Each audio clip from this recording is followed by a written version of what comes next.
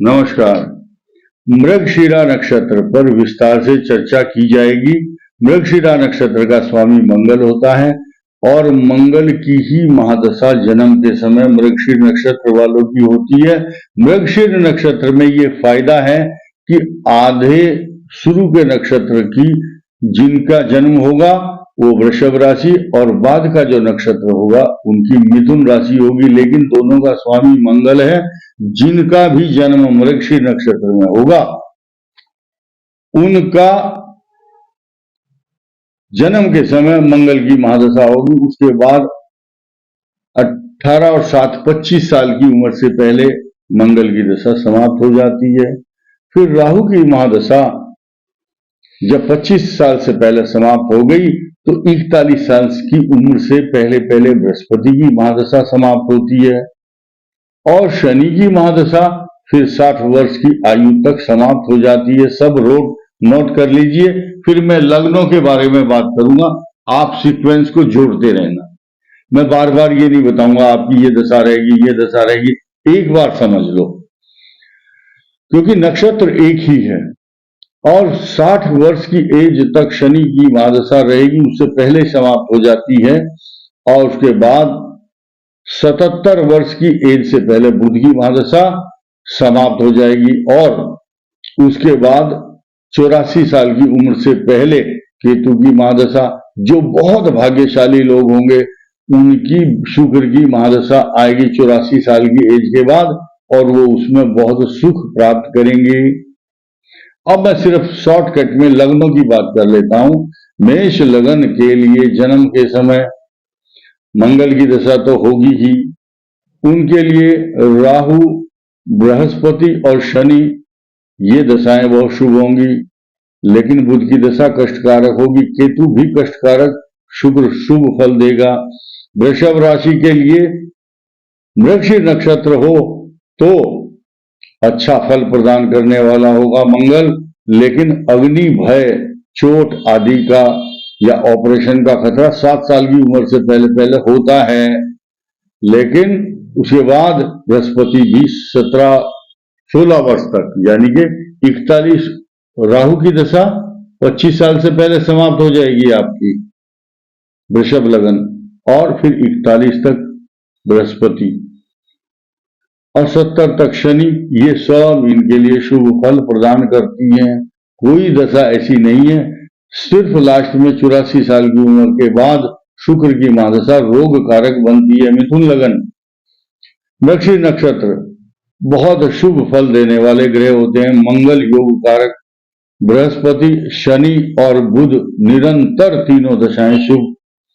शुक्र की महादशा निरंतर, बाद में इन्वेस्टमेंट करता है बुढ़ापे में जाकर के ऐसा व्यक्ति, और बहुत धन कमाता है। स्वर्ण रत्न आभूषण प्रॉपर्टी पैसा जायदाद सब कुछ मिलता है। इष्ट मित्र रिश्तेदार सब खुशामद करने के लिए आ जाते हैं।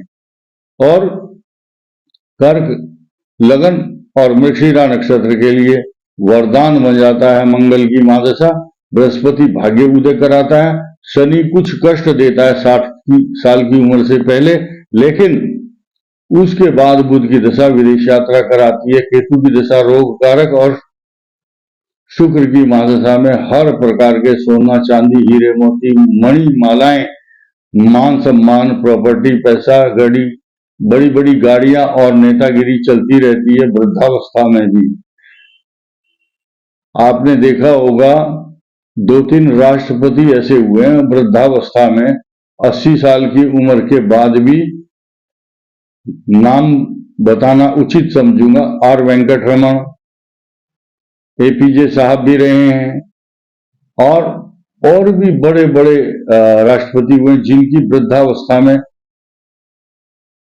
शुक्र की महादशा रही है और सुख भोगते रहे हैं। खैर आगे बढ़ते हैं हम। सिंह लगन और मृगशिरा नक्षत्र में भी अनेक प्रकार के अनंत सुख बाल्यावस्था से ही मिलते हैं और बाद में इनके लिए बृहस्पति और शनि की दशा कुछ कुछ कष्टकारक लेकिन काम बनते रहते हैं। बुध की महादशा में राजयोग भोगते हैं और शुक्र तो इनको वरदान देता है। और कन्या लग्न के साथ साथ जब मृगशिरा नक्षत्र हो तो वरदान बनने वाला मंगल इनको बाल्यावस्था में ही कष्ट देता है, और राहु जो है वो भी कष्टकारक होता है। 25 से पहले ही समाप्त हो जाएगा। 41 तक बृहस्पति की दशा अनंत सुख देगी।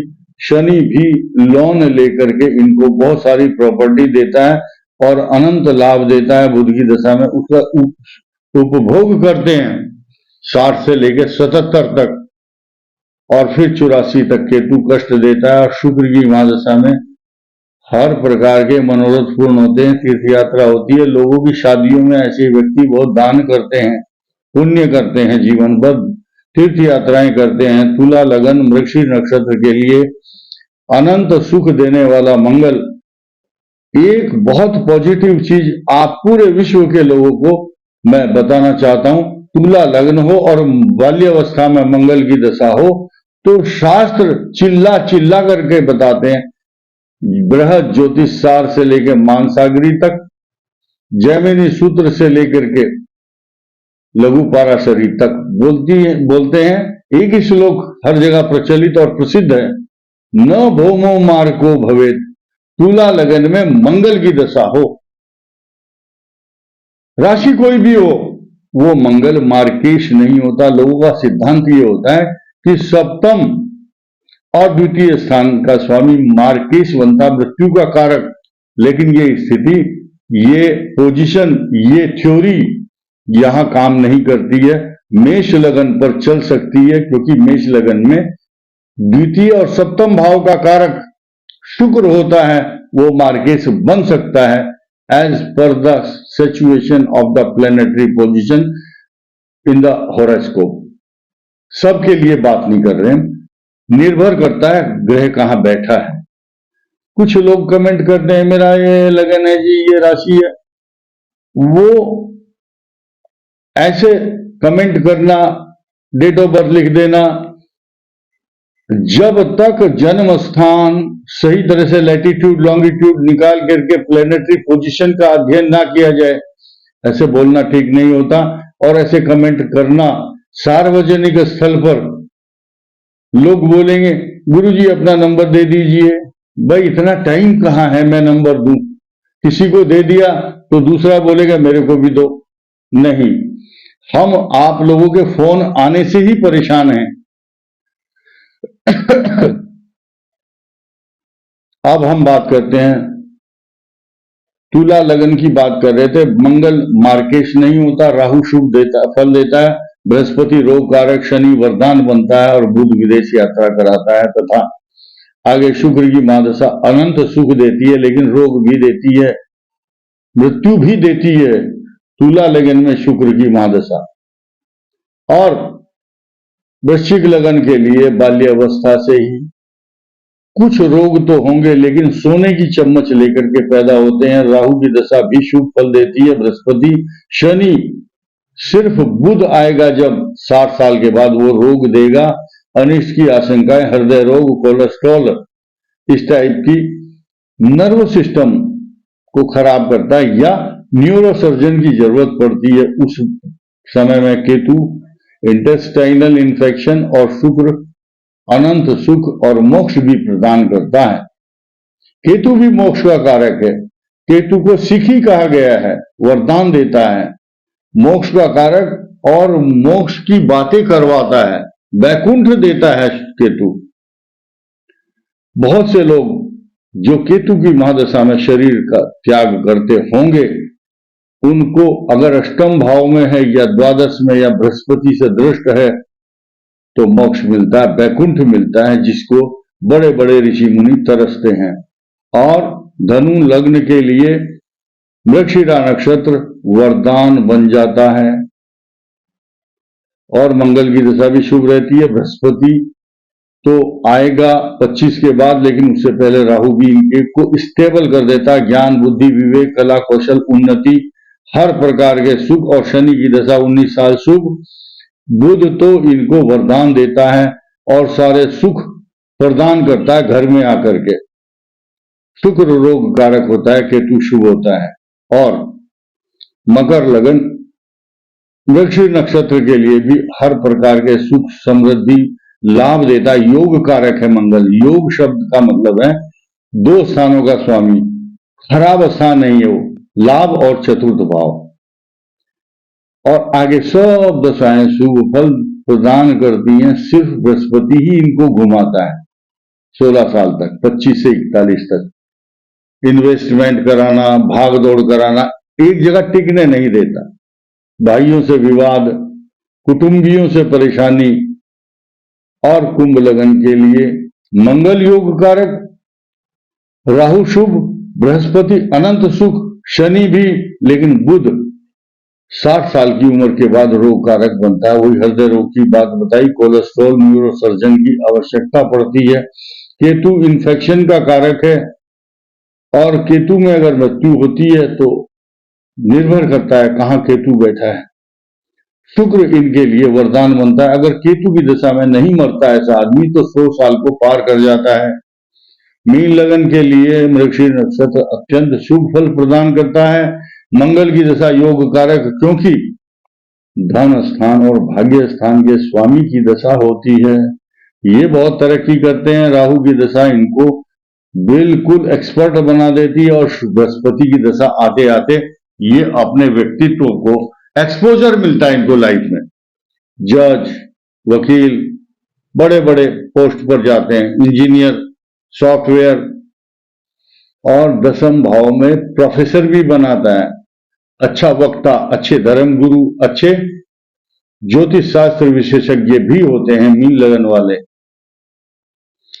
उसके बाद शनि विदेश यात्रा कराता है। आज की डेट में विदेश यात्रा शब्द हम बार बार क्यों बोलते हैं? उस विदेश को आप ये समझिए कि अगर आप कर्नाटक में रहते हैं और जॉब के लिए गुड़गांव चले गए तो वो भी परदेश से कम नहीं है। बहुत पहले जब भारत और पाकिस्तान, अफगानिस्तान, कई सारे कंट्री मिलकर के भारत, अखंड भारत एक ही था, तो आपस में ही इधर उधर ही घूमते थे लोग, तो वो एक ही देश कहलाता था। लेकिन अब 4-5 घंटे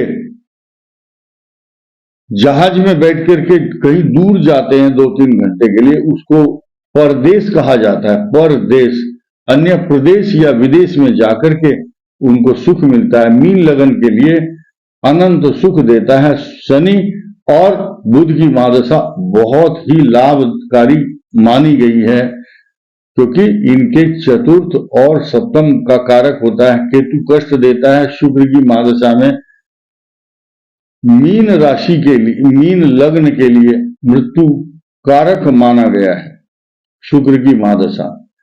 और इसके अलावा महामृत्युंजय मंत्र जिन जिनको बताया कि अष्टम भाव का स्वामी बनता है शुक्र या केतु या बुध, वृश्चिक के लिए बनता है या मीन के लिए बना है, तो उनको उस दशा में महामृत्युंजय मंत्र का जाप करना और दशांश हवन करने से छोटा मोटा जो कष्ट और रोग और बीमारी आती है वो टल जाती है।